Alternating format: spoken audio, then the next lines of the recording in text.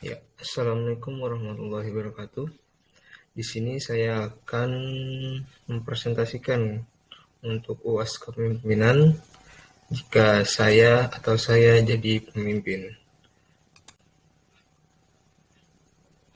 Untuk perkenalan di awal itu introduction-nya yaitu perkenalkan, nama saya Rofi Kurahman dengan NIM 18120702 dengan prodi Sistem Informasi.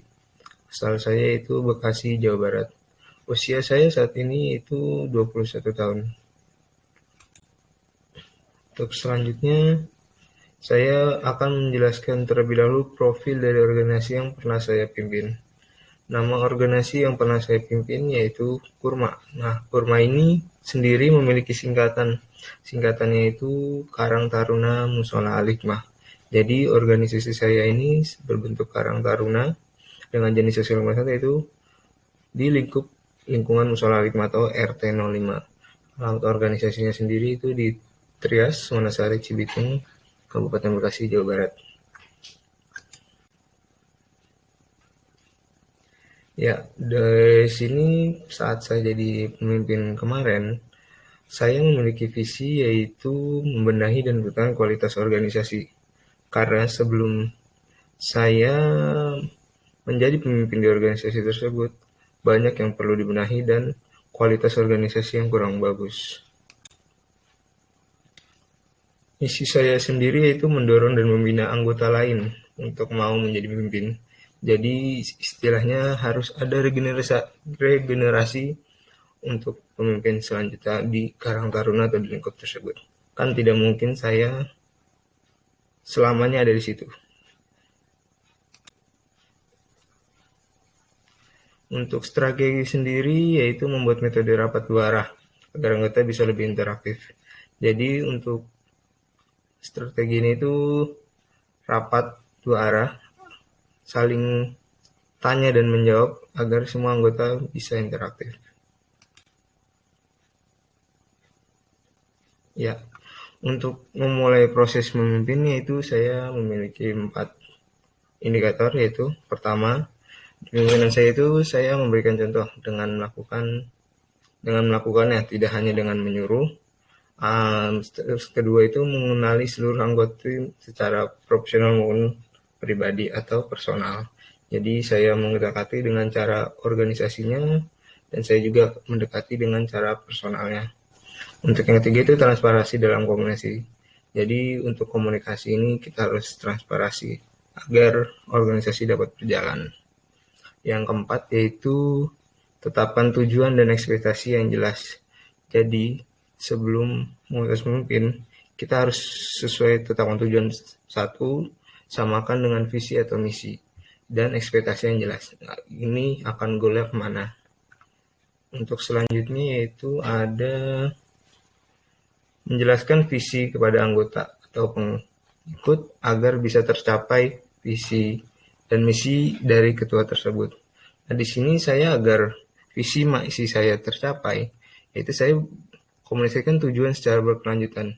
Jadi saya menjelaskan visi dan tujuan kita, visi misi kita di awal atau rencana saya di awal, tidak hanya di awal, tapi seiring berjalannya diomongkan juga. Untuk yang itu selalu bersikap transparan kepada anggota. Jadi jika ada masalah apa pasti selalu bersifat transparan, tidak ada yang tutupi satu sama lain. Untuk yang ketiga itu selalu motivasi dan melibatkan tim agar tercapai visi misi. Jadi untuk melibatkan tim, mencapainya visi dan misi, selalu melibatkan tim. Melibatkan tim seperti apa? Untuk mencapai visi dan misi ini, pemimpin tidak akan bisa sendiri, pasti membutuhkan anggota dan atau pengikut di organisasi tersebut untuk visi dan misinya supaya tercapai. Kemudian itu cara menghadapi masalah ya. Di suatu organisasi atau di suatu PT atau apapun itu pasti mempunyai masalah internal atau eksternal dan Di sini saya menghadapi masalah itu selalu terbuka kepada anggota dan menyelesaikan secara musyawarah. Jadi jika ada masalah di siapa itu selalu kita terbuka diomongin dan diselesaikan masalah agar baiknya seperti apa. Untuk yang itu kita evaluasi dan pilih solusi alternatif ya ada. Jadi jika ada masalah ini, namun masalahnya itu berulang, nah itu kita perlu evaluasi dan kita pilih solusi alternatif yang baik atau yang ada yang bisa menyelesaikan masalah itu dan meminimalisir masalah itu terulang kembali. Untuk ketiga itu menerima atau memberikan konseling. Jadi sebagai pemimpin kita tidak hanya boleh nyuruh soalnya kita juga harus menerima atau memberikan konseling terhadap anggota. Nah, untuk yang keempat yaitu kita menindaklanjuti permasalahan agar bisa ditinjau bersama. Untuk lanjuti bersama. Untuk selanjutnya itu ada ya strategi menghadapi kondisi di masa pandemi.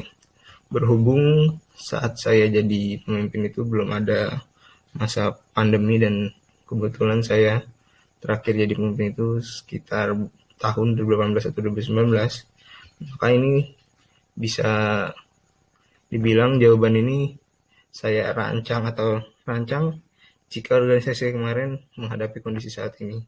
Nah, jika menghadapi kondisi saat ini, saya akan kerja rapat dan melakukan revisi proker sesuai saat pandemi secepatnya agar organisasi tetap berjalan. Jadi saat pandemi ini tetap berjalan dengan mengedepankan protokol kesehatan dan agar proker juga bisa terjalan walaupun ada simpang revisi sedikit itu tidak apa-apa. Untuk yang itu membuat gagasan baru atau metode rapat lainnya organisasi bisa terus berjalan.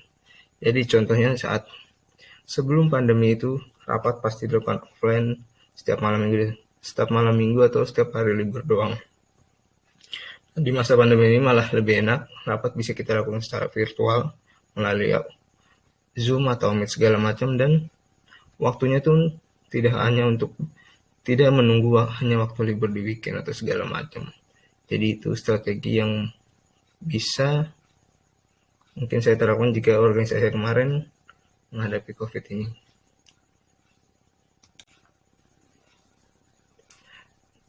Menurut gaya kepemimpinan ya, untuk gaya kepemimpinan menurut saya pribadi dan teman-teman organisasi yang saya pimpin saya itu kayak demokratis karena saya menempatkan prinsip kekeluargaan, fleksibel, dan memperkuat interorganisasi supaya organisasi dapat mempunyai rumah atau keluarga keduanya. Jadi saya memimpin organisasi ini dengan prinsip kekeluargaan agar apa? Agar anggota organisasi merasa memiliki rumah lagi atau keluarga keduanya dan fleksibel dan memperkuat itu tadi dengan cara kekeluargaan. Ya, sekian presentasi dari saya. Kurang lebihnya mohon maaf. Wassalamualaikum warahmatullahi wabarakatuh.